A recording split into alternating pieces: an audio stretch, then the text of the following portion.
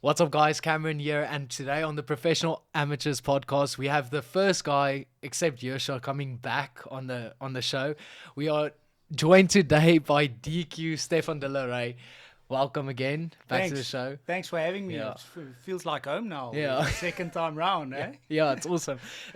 People were so impressed with your knowledge of the sport after that first episode we did, and it was really cool to see people actually, like reaching out and with messages or even in person saying like, "Wow, that DQ, he's smarter than he looks." That's because we only talked about fighting. If you start speaking about other things, your opinion will change very quickly, I think. So yeah, it was really cool to see so many people being actually also to say someone has knowledge in the sport. They also need to have quite some knowledge about the sport itself. So it was really cool to see people reach out and say, "Listen, that guy knows what he talks about." That's awesome. Yeah, it's very cool. So on that note, I want to kick off the whole episode. You are fighting on Thursday. You are literally 4 or 5 days away from fighting. So thank you so much for being here. I really do appreciate it. It is in your weight cut week, which is quite intense.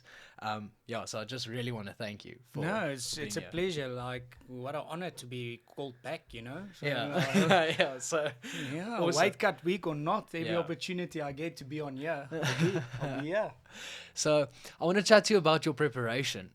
How just leading up to this fight, obviously you have this opponent in Sek there's not a lot of footage of him in MMA. He has a Taekwondo experience of what we know.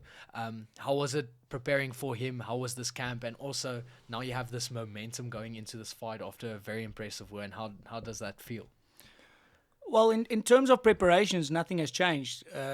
You know how we do it at CIT. We don't focus on our opponent, we focus on ourselves. And I believe that my skill set is well-rounded enough that I don't have to focus on what he's good at or what he's doing. I think we saw one fight of him, and I watched it once or twice.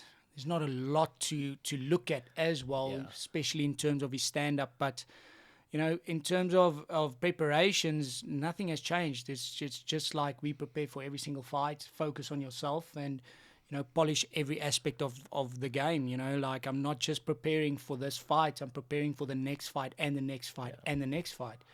In terms of the momentum, that's pretty cool. Like, especially coming off that knockout, I think I was more surprised than my opponent when I landed that knee. Yeah. But yeah, like it feels good. It feels like any other fight camp, but it's back-to-back camps, and I haven't really taken off all year. I just took like a week or so off after my previous fight, and then I jumped straight in to help you prepare for your title fight. So it feels good to have the momentum on my side, and it's going well, and it feels good, man. Yeah, that's great. Yeah, I think like consistency is key, especially in this sport, and it's cool to see you have that consistency, especially this year. But I also think it can be very taxing on the body and the mind. Do you think you'll take time off after this fight? Do you want to squeeze in one more fight before the end of the year? What do you think are your plans for after EFC 96? I'm not planning on taking the foot off the pedal at all. Okay, great. I'm ready to go. Like, I'll do the same thing. I'll take a week off, let my body recover, have some fun, spend some time with friends and family, and then I'm going to get right back in it. And in terms of squeezing one more in before the end of the year, maybe I'll squeeze in two, whatever comes. I've got the momentum now, so once the wave is going, I need to ride it. So I'm feeling great. Like, it is taxing, especially physically.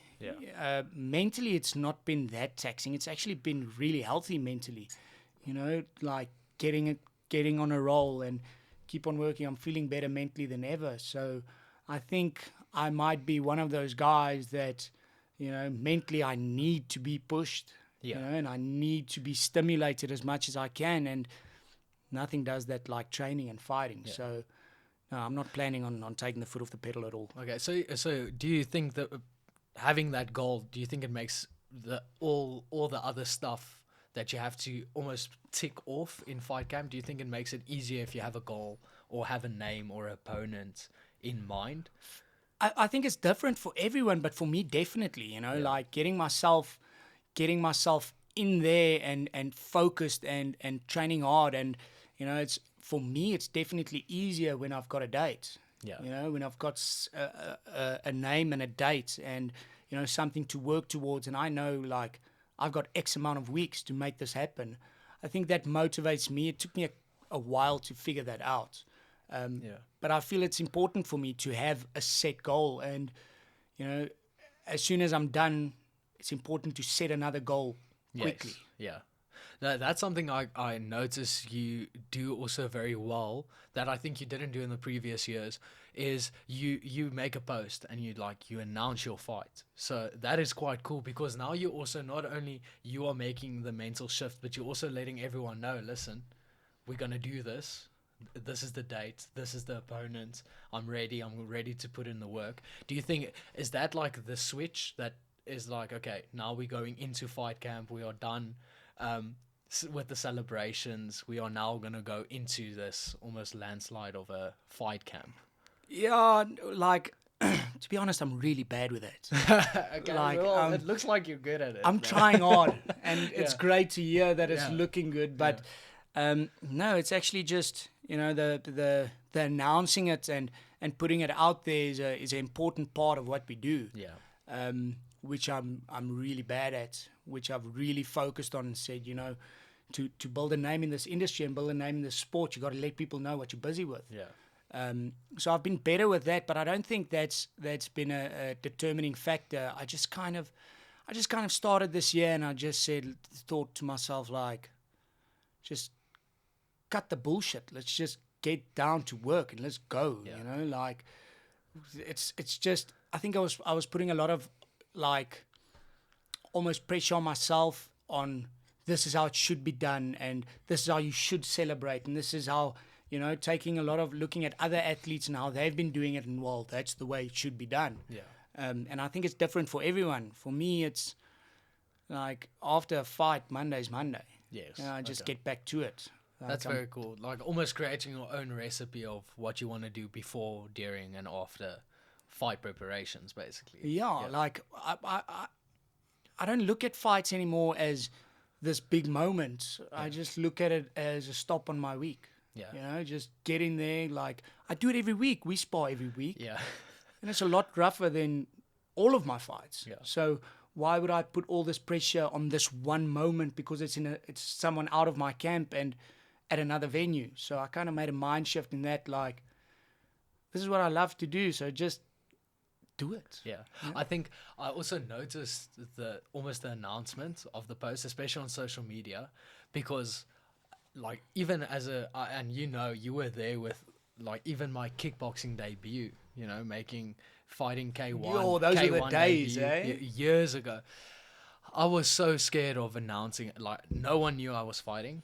I didn't want my parents to come watch. I would rather tell them, like, don't come watch. Like, I if you're remember busy, driving early in the mornings, picking you up, and then Yes. driving, and then we'll have the fight, and then I'll drive back and drop you off. and that was basically upon request, like, don't come watch the fights. I'm too stressed. I don't want you guys to be there. You're just gonna add stress. And even you announcing it on social media, I also never did that because I didn't want people to know what I'm busy with, because if you then fail, then no one will know. But if you then succeed as well, also no one will know, because no one knows what you're busy with. And I think that the moments I made that mental shift, it was also, it's quite, it's scary because now like if you fail, everyone's going to know It's out there failed. now, But that's also very healthy because I think that adds a lot of motivation to that. And I think also nothing changes. Your fans will stay your fans. Your friends will stay your friends. And I think that's a big hill to get over, especially when you want to make this your career.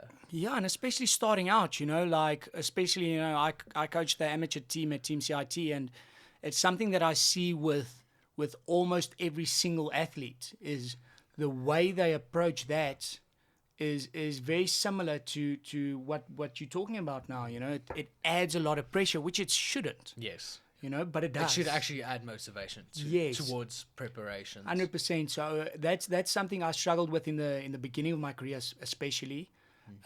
but I've matured a lot, and honestly, I'm at a point where I feel like, no disrespect, I love all the fans, but watch, don't watch. Yeah. Like, I get to fight. Like, Yeah. if you want to watch, tune in. That's awesome. If you don't, like, whatever. Yeah. Like, I just have the opportunity to do something that I love. And it took quite some time to make that mental shift. As I said, a lot of the guys coming through the amateur ranks, I can see that pressure as well. And I work hard to try and, mitigate that and, manage that. And especially in terms of expectations of other people. Yes. Because we're not rugby players, we're not in this mainstream sport. Yeah. You put this pressure on yourself, like, what are people going to think if I fail? Yes. Which shouldn't have any effect on you.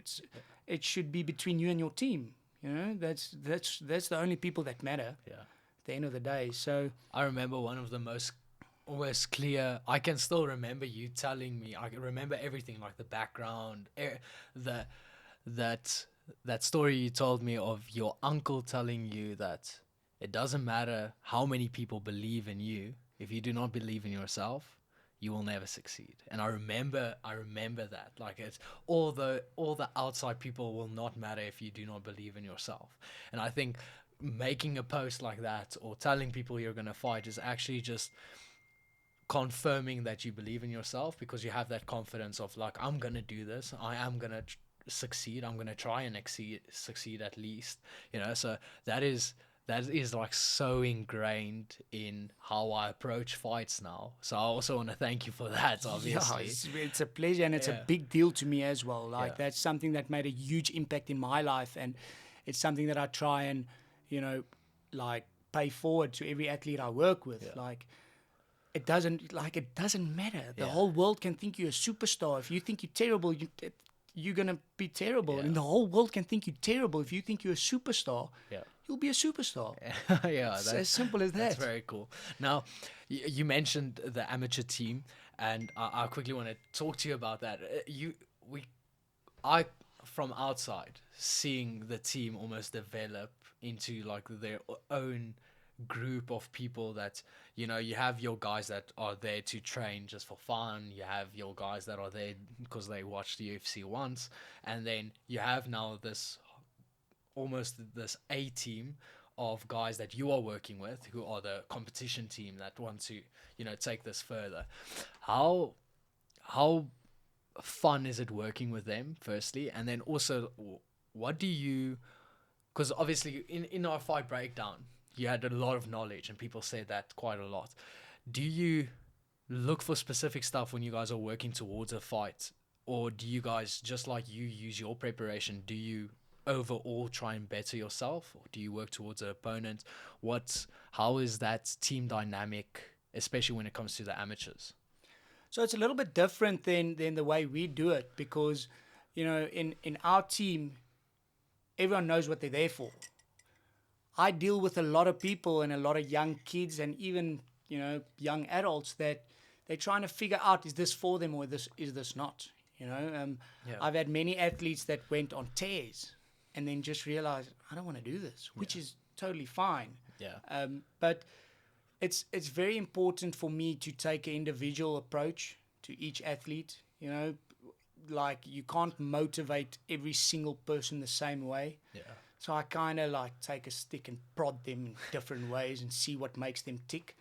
And then I try and take a individual approach, especially with the young guys. It's so difficult working with a young man or lady that's 18, 19 years old. They're still figuring out who they are. Yeah. And then you have to manage this whole, all of this anxiety and all of this pressure that they put on themselves and other people put on them. It's a lot of fun. Yeah. But it's really, really difficult. And especially, as you said, the team has grown quite incredibly. So I've got my hands quite full with all these guys and ladies. So it really is a huge passion of mine. Yeah. And to give back to these athletes and give them the opportunity and say, listen, this might be for you. It might not be for you. But if you decide it is for you, I'll make sure that you have the best opportunity to make it there is out there. Yeah. You know, so that's all it is to me. And, you know, having a positive impact in someone else's life, that makes me tick, you know. Yeah, that's good. That's very cool. You know, Yosha, who's on the podcast quite a lot, obviously, after his fight, he said he doesn't know if he'll compete again. You know, and that's good. Rather be honest with yourself than saying no, I'm going to do it, but not actually wanting to do it. So it's great to be honest with yourself and say I'm not sure. I don't know. I might not. Rather that than lying to yourself and then becoming miserable in training because you're applying so much pressure to yourself. It takes the fun out of it, man. Yeah. And that's a big thing that people have to understand. Like, it's okay. Yeah. It's okay if you don't want to be a fighter. That doesn't mean you shouldn't come to training. That doesn't mean you have less value in my team. Yeah. You know, everyone has a role. Especially Yosha, he just didn't like the weight cut. He'll fight again, but like, yeah, he'll fight. He'll fight again. He'll be forced to fight again. Yeah, he likes it too much. Get out of here. Get out of here, man. But like, you know, like you have to understand that everyone in the team has value, right? From the casual that just comes every now and then because they love it, to the guy who's there every single day and, you know, really works hard to improve themselves but never wants to compete, right through to, you know, the amateur champions that we have and the top athletes that we have. Like, just because a lot of these guys feel like, oh, I'm in the team, so I have to fight, and that's what's expected from me.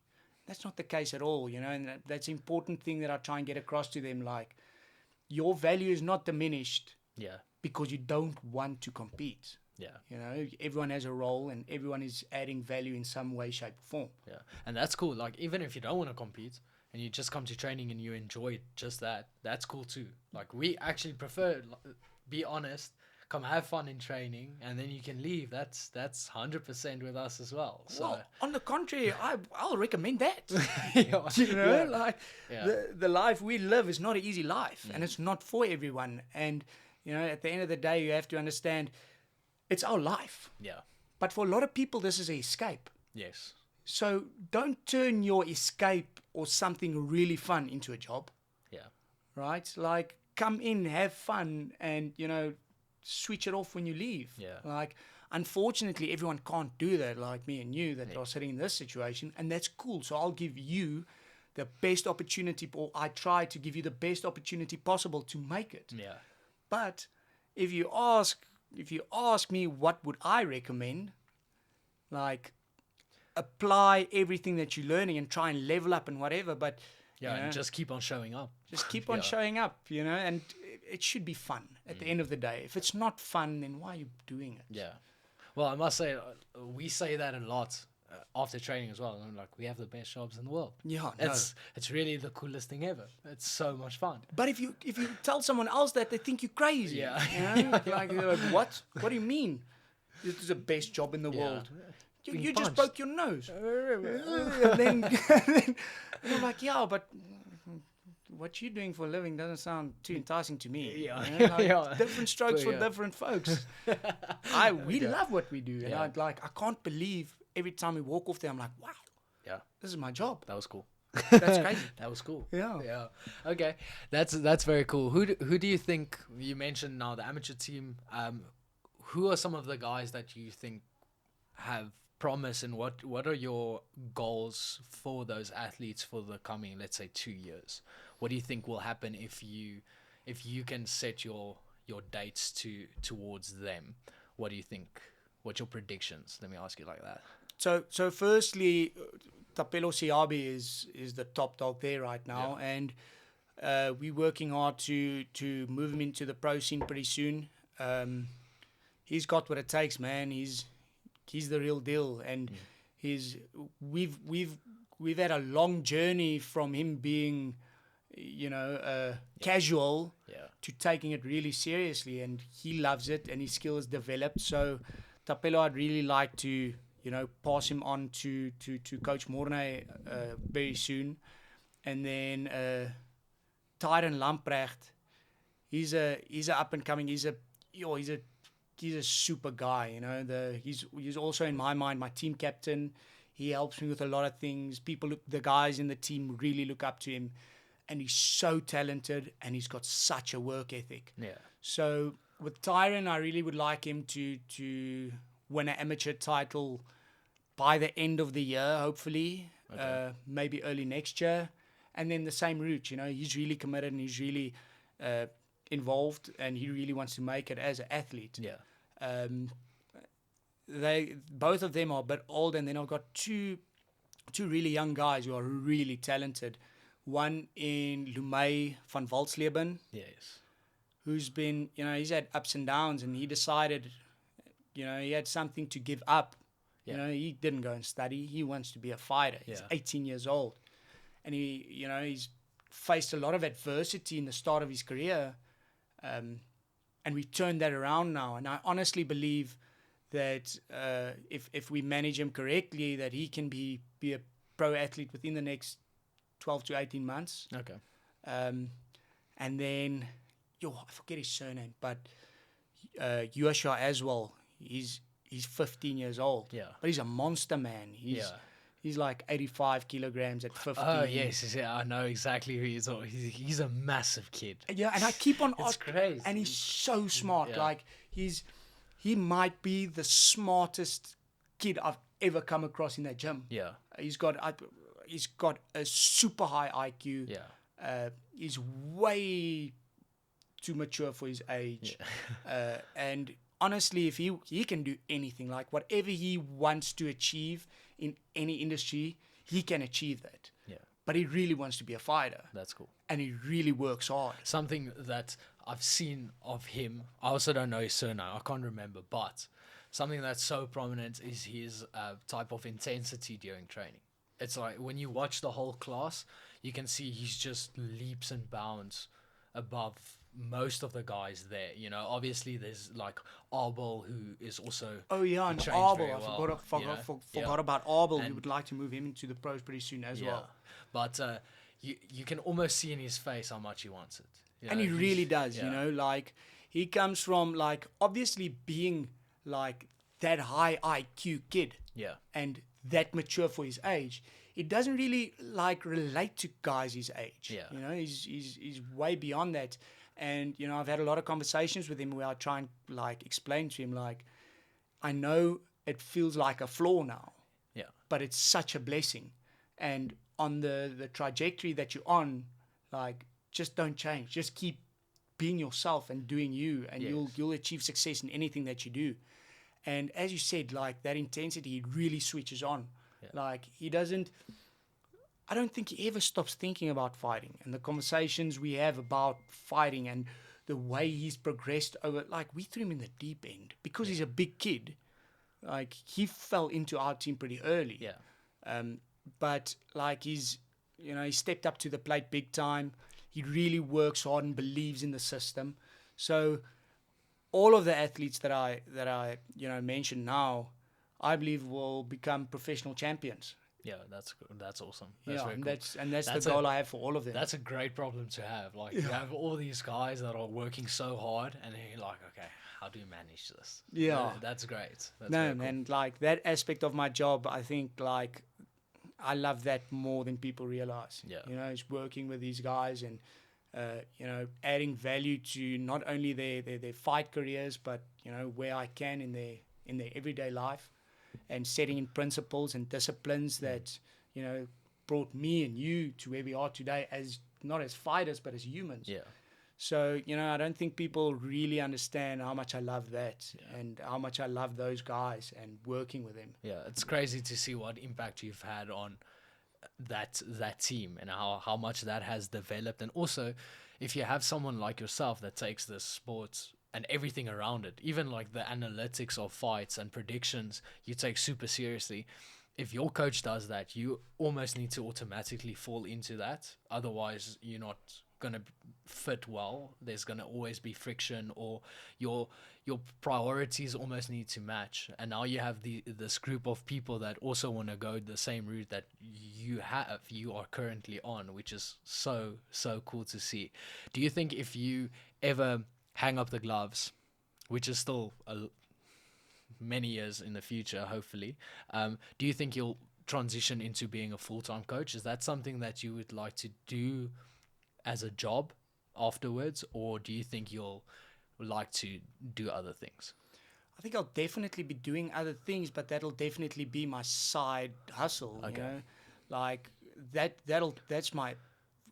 I'll never be out of this industry. Yeah. And how much I love coaching and working with these guys, that is my 10, 20, 30, 40, 50-year plan. Yes. Is to be involved in any way, shape, or form in, coaching and having my own team and feeding the CIT system. And, I honestly love it more than people realize. Okay, that's very cool. So I'll be doing it for the rest of my life. Okay, yeah, that is sick. And also, if you have like talent like that, it's quite easy to do it for longer.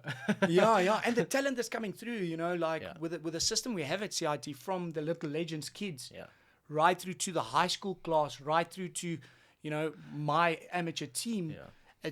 It's crazy. I think we're just going to be, You're going to be passing torches. we're just going to be moving them through and just passing them into the pro team.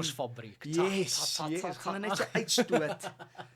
Champion, not champion. And it's also, it's a super rewarding job. It's tiring because there's a lot of emotion and a lot of work and focus that goes into it, but it's so rewarding. After a class, you're like, okay, you invested so much time and effort into not only developing their skills, but also their character, their self-belief, and then obviously their skills. And then for me, it's super rewarding, especially with the kids, because you can actually see them get better. So yeah, where I'm at, it's a little bit of a double-edged sword, like with it's a lot of times with a lot of guys, I've felt like I'm a lot more committed to them than they are to the sport, right? And it's I'm not here like, I don't babysit my guys. Yes. I'm not a nice coach. Yeah. I'm a good coach. Yeah.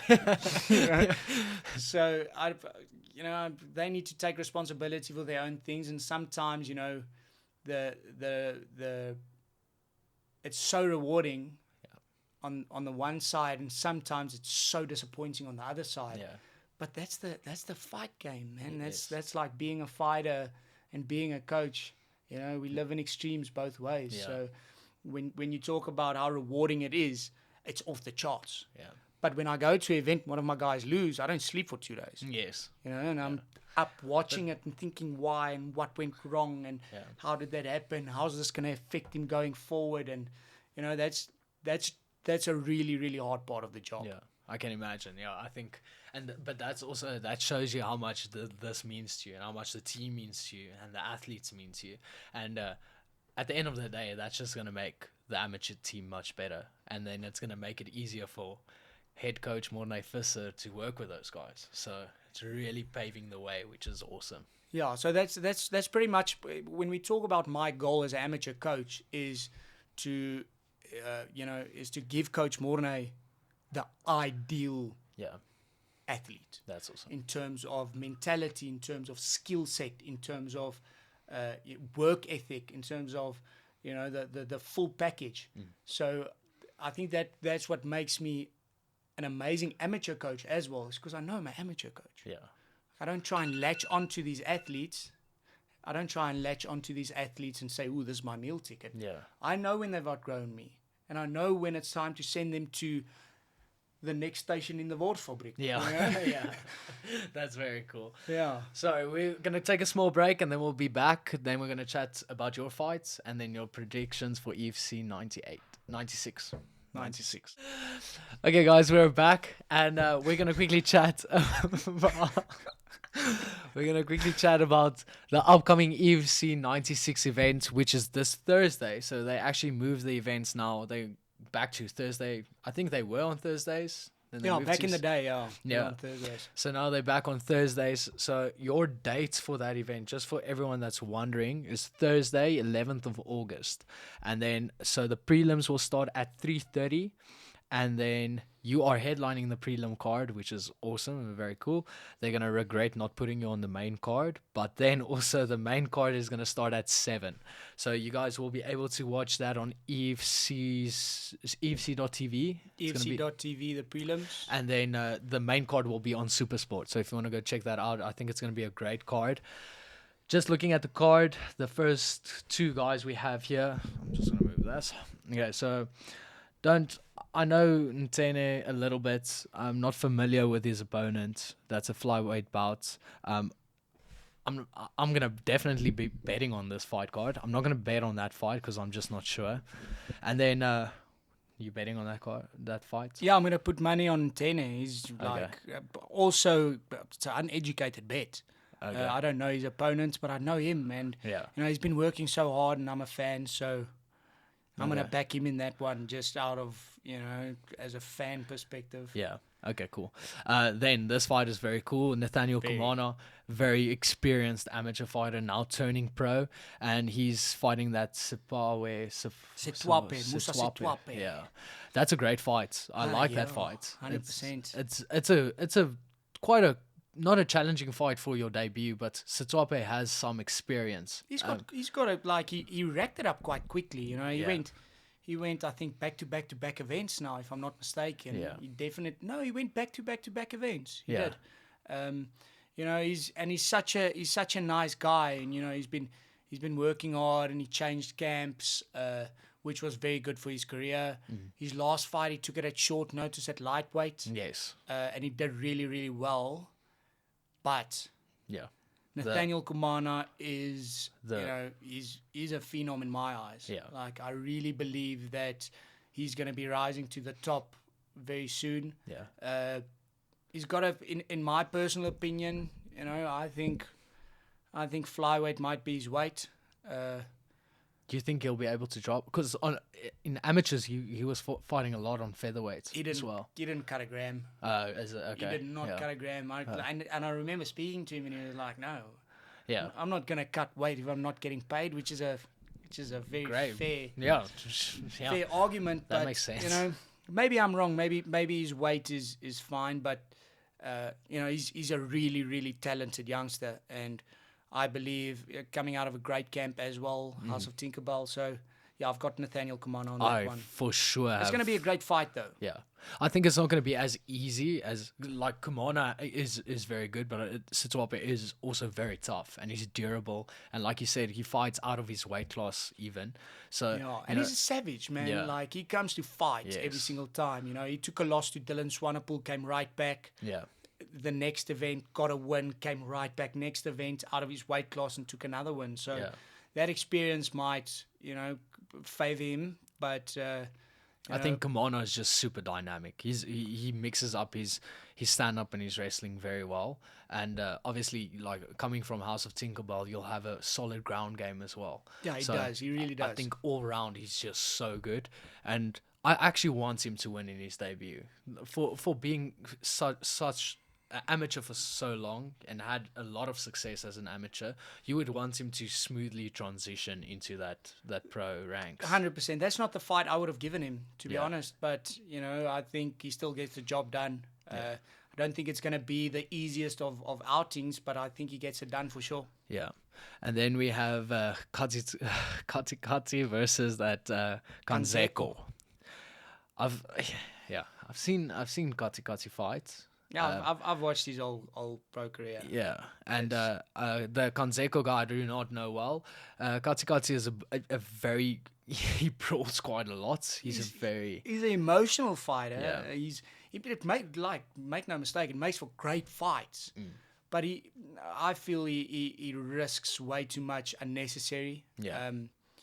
That's personally for me. I'm not going to bet on this fight just because that's one of those. And I don't know Kanzeko at all. I know Rodrigue Kenna is his coach, and he's been like hyping him up a lot, but I haven't seen him, so it's tough to make a prediction on that. Yeah, and then we have Majuba. So we have Majuba taking on Dylan Swanepoel. Yeah, that's going to play out with submission finish for Dylan Swanepoel. Yeah, for sure. Hands down. Majuba being a very good kickboxer. I think he came out of Ekfa's team. I think that also his older brother was his coach. Very kickboxing heavy, stand-up heavy. Brilliant kickboxing. Yeah. Brilliant kickboxing, but a major hole in his ground game. Yeah. And then you've got Dylan Swanepoel that I believe he's got some holes in his stand-up game, quite a lot of holes in his stand-up game that I know he's working on. Yeah. But he's brilliant on the ground. So I think stylistically, he takes that one pretty easily. And also Swanepoel coming off a win, I think he has a lot of confidence now as well. That definitely is going to help with the prep for this fight. For sure. Coming in here and looking to build off that momentum.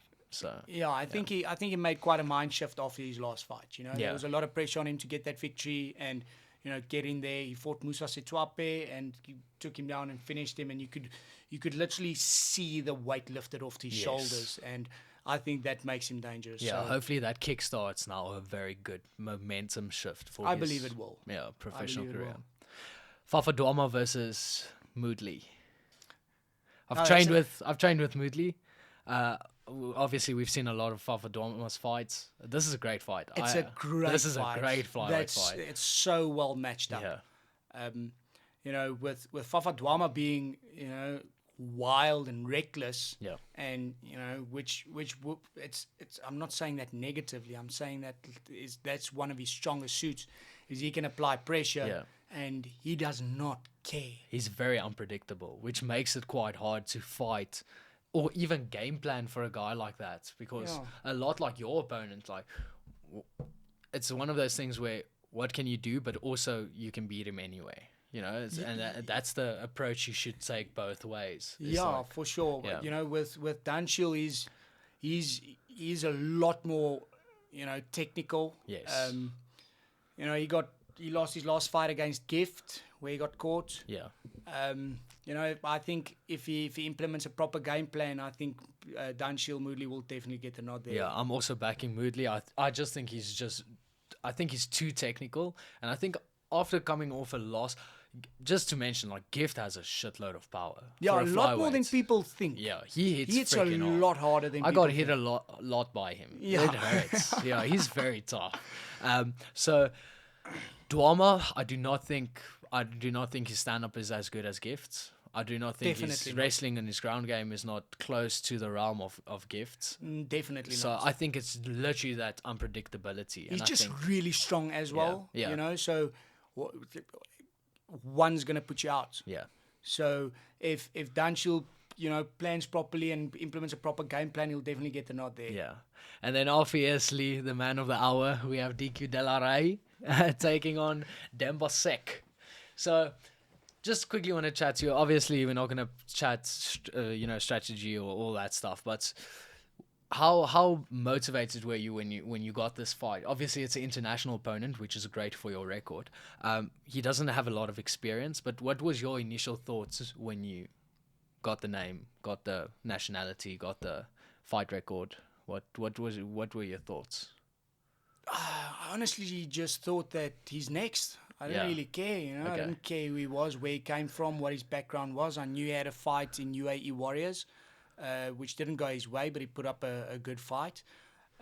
But as I said, I don't focus on my opponents. I focus on myself. And, when we get to that level, the level where you're going now, that's a different story. Then you have to, take a lot of things into consideration. But I believe that at the level I'm at now, focusing on yourself, if you believe enough in yourself at that level, you shouldn't be worrying too much about your opponent, who he is and where he comes from. So, I didn't think much of it. I only checked him after a couple of weeks of camp, to be honest. And obviously, I'm gonna be biased, but I think you beat him everywhere. It really can go anywhere, and I'm not too worried. Yeah, honestly, obviously a fight's a fight. He's a strong guy. He's also a bit unpredictable. Yeah, he is. Yeah. But I believe the preparations has gone great, and I believe, as you said, I think I beat him everywhere. So wherever the fight goes, I believe I've got it. Yeah. It'll also make for an exciting fight. He's a striker and he comes to bang. Yeah. And so do I. So let's see what happens, man. I'm excited. Cool. That's awesome. Just on that, before we go to the next fight, after this fight, you're going to be 5-0 in a row. Yeah. You're going to be 5 wins in a row. Yeah. So it's when do you think? Because like I said, I think it's a big mistake that you're not on the main card, and I'm going to keep on saying that, Graham. Like, massive mistake. Like, what the hell? Obviously you're just gonna make them regret that decision. How many fights do you think until you get that title shot? Honestly, I don't know. Like the way I've been matched up until now hasn't made complete sense to me. But then again, it's not my job. Yeah. I believe after this fight, I would like a solid number one contender fight. Yes. So I would like to fight the next guy in line and then cement myself as the number one contender in that featherweight division. So when I'm done with this fight and, I've got the nod, I'm 5 in a row, I've got 3 finishes in a row now, 3 performance bonuses in a row now. So I believe it's time, I'm ready. Yeah. So I would like to fight for the number one contender spot. Okay. On that, the next fight, we have Bradley Swanepoel taking on Guide Moyle. Okay.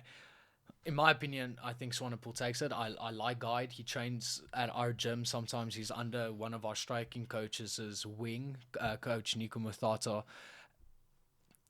I think Bradley takes that fight, and I think he's going to be up there. Do you see fighting him for the number one contendership? Do you think that's a fight that makes sense if he wins? Yeah, it's definitely a fight that makes sense, especially if you're talking about, I have, 3 finishes in a row, and all have been, I have 2 knockouts and then 1 verbal submission where he didn't come out of the third round, where I put on, which I think was a pretty good striking display. Where he comes from, he's a brown, maybe even a black belt now, but I know he's a brown belt in Brazilian Jiu-Jitsu. And, I think that makes sense for me to fight a grappler next. Yes. To just to show that I'm well-rounded and I can't just throw the bombs. Yeah. but yeah, like, honestly, as I said, that fight makes sense. There's quite a few guys in the featherweight division, but if he takes this fight, I believe he's 6-0. Yeah. So that would put him at the top of the pile, I believe. Okay. So, yeah, that makes sense to me. Awesome. Okay. I'll be happy to fight Your him. prediction on that fight? I also think Bradley takes it. I don't want to count out Guide. Guide he's got power. He's a lot better than people give him credit for. So I think it's going to be a great fight. I think Bradley edges it out though. Okay. On the ground specifically, because I don't think he can stand with Guide. Yeah. I don't think he should stand with Guide. Yeah. So bad idea. But when you talk about like his technical ability on the ground, it's hard to match, and I don't think Guide steps up there. Yeah, that's quite. That was also in his last fight. Guide looked like he was struggling again on the ground, and then out of nowhere, he just flipped the tides, and then he got the finish. So that's also, he has that X factor, that quite surprising unpredictability, and he's super tough, which makes that fight even cooler, because it's one of those things where my initial thoughts were, okay, Swanepoel takes it, but then I was like, the more I thought about it, I was like, maybe not. Maybe not, especially because Bradley is magical on the ground. Yeah. But you have to get the fight there. Yeah. And I believe there's holes in his wrestling game. Like, I don't think he's that good at getting the fight to the ground. If someone implements a proper game plan of keeping distance and fighting behind the jab, which Guide can do. Yes. So, that's a tough one to call, to be honest. Yeah. Like, Guide's been on a tear. Yeah. And as you said, he's so unpredictable. It seems like things are, like, not going his way, and then he just turns the tide. Yeah. That's happened in a couple of his fights. He got dropped big time, and I thought the fight was over I think it was 2 fights ago, and then he just turned it around, finished it, and the same happened in his last fight. Yeah, it's crazy. He was on the ground struggling, suddenly just turned it around, and then it just goes his way.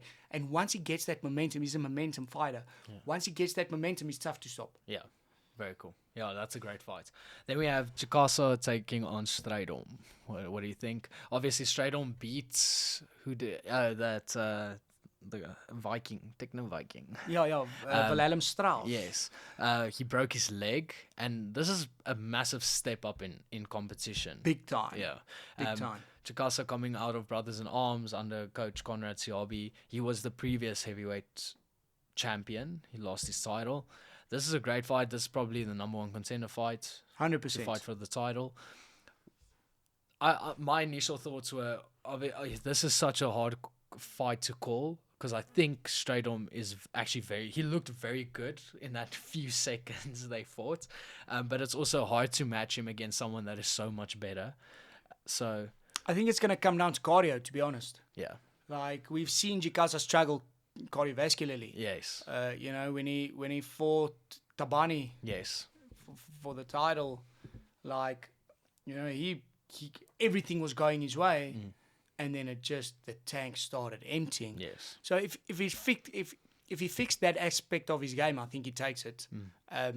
With Strydom, I think he's a very good coach as well. Yeah. I've worked with some of his guys that come through, from PE and worked with us, but he's a very good coach, and that doesn't necessarily make you a good fighter, though.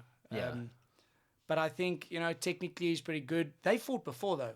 Oh, have they? They have fought before. Yeah. A pro level. They fought in the UFC before. Okay. Jikasa took that one, but I don't think it's the same Strydom that fought then that's fighting now. He's taking it a lot more seriously, I feel. And that fight came down also, I believe, to cardio. Yes. And Jikasa took it. Okay. But after the last fight, I don't know, like, it's a difficult one to, the heavyweights are always tough. Yeah, I'm not gonna place my bet now on this fight. I'm definitely gonna have to either go watch tape or check stats or ask friends to just send me their predictions, because that is quite a hard one to call.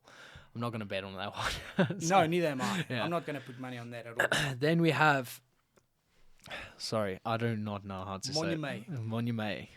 Ahmed. Don't know Ahmed. Monimay coming out of a very good team. Amazing team. Yeah, great.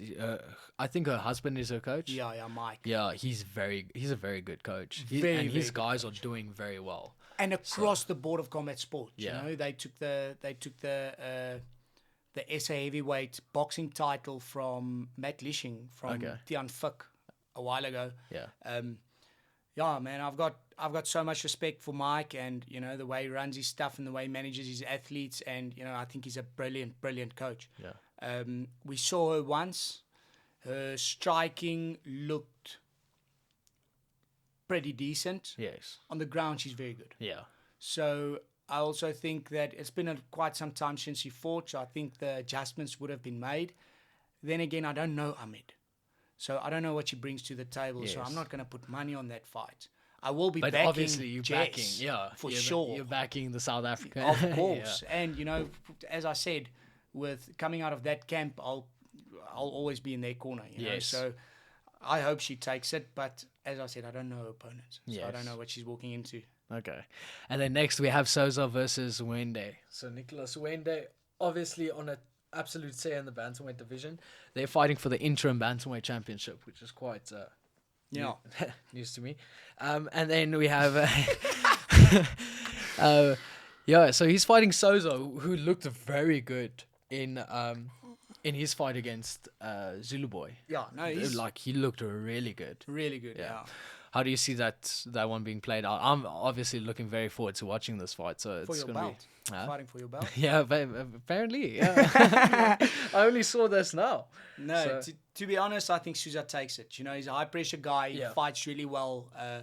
He looked really good in his last outing, and he applies a lot of pressure. Where I feel Nicholas, he does just enough to win sometimes. Yeah. That his fight against Takamandu was a really good fight. He had some good moments. He had some bad moments in that fight. Yeah.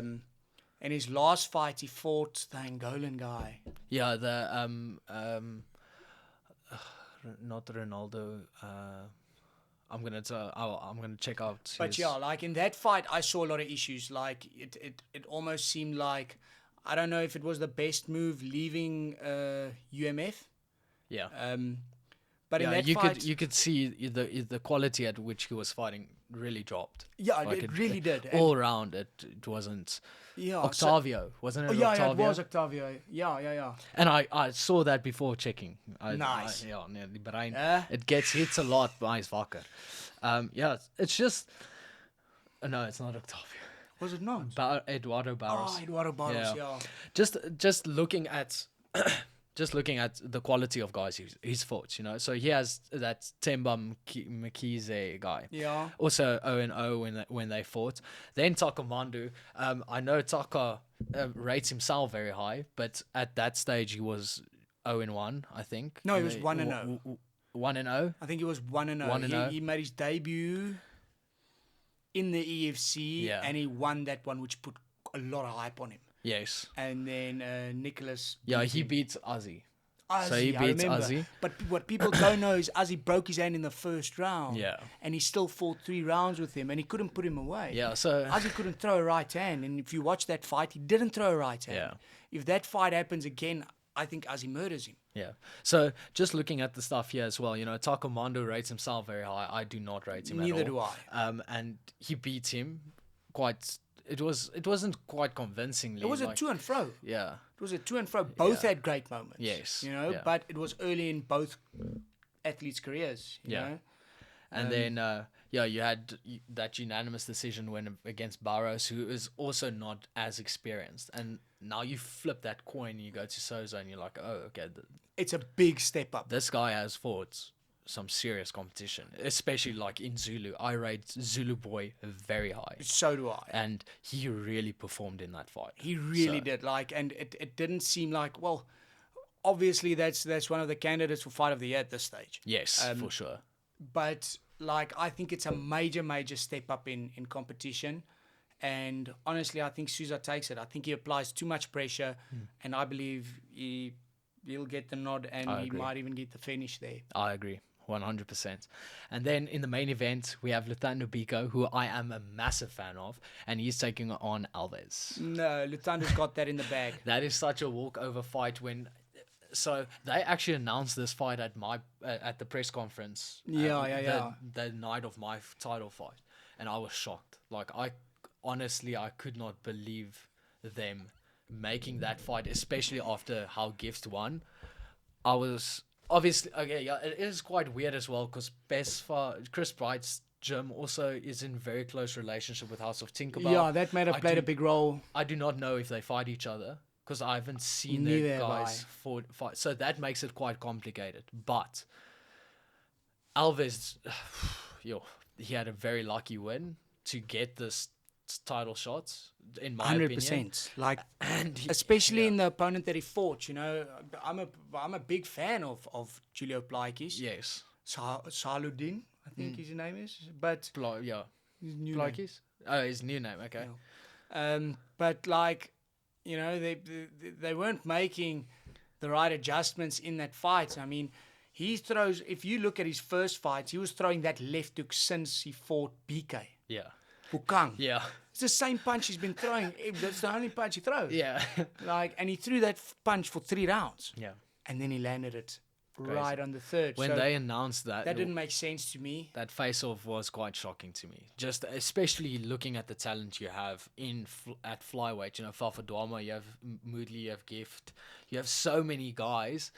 That is not the fight I would have made. Neither. But once again, we're speaking about the relationship between Chris Bright and JP Kruger and the two camps. That makes it quite limiting for a matchmaker as well, because it is quite complicated. So, hopefully, I really do hope Lutando Biko gets an international shot again after this win. 100%. Because I think he's going to finish him. I think he's going to steamroll him. Yeah, I think he's just going to walk over him.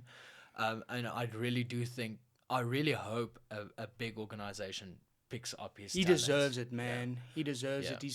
He's the nicest, most humble guy in the world until you lock him in there, and he's just savage. He's a straight savage. And he's been around for a long time, and I honestly think he deserves a shot at the big time. And I hope international promotion comes knocking after this. Seeing him against Souza would actually also be quite interesting. That's the fight. Before he goes, like moving up to bantamweight to fight him. That's the fight. That's a good fight. I believe that's the fight. Yeah. You know, maybe if he defends this title, then they can, after you go to the UFC and vacate your title, then he can fight Souza for that title.